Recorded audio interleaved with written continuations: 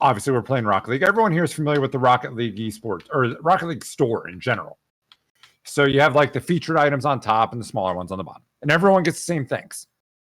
The first couple of days of Fall Guy, it was the same thing. They have pivoted to where your featured items, everyone's the same. Bottom items are not the same for everyone anymore, which is really cool. Because what was happening the first 2 days, everyone looked the same. Because everyone had the same fucking items. Yeah. Now you're seeing stuff that you're like, holy shit, that's a thing? Because someone else had it in their store. That's pretty cool. Like I saw a fucking woolly mammoth and I'm like, I need this. Because it looks so good. I know played as much as I want to. Save, you've got a couple dubs, haven't you?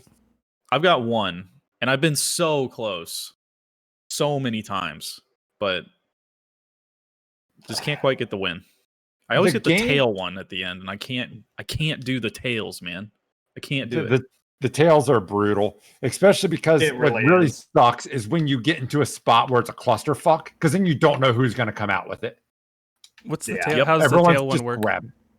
So for the final knockout, there'll be one tail, and there'll be like 4 or 5, maybe 6 people. And the goal is to be the one at the end with the tail. If you grab someone who has the tail, you take the tail from them. Most of the time. Okay. Oh, yeah. I think that's not every time. At least for me. So, yeah, I mean, I've had some of that issue too. And I think that is the game. Every once in a while with Hexagon, but the tail grab is definitely the game that shows that their netcode could use some work.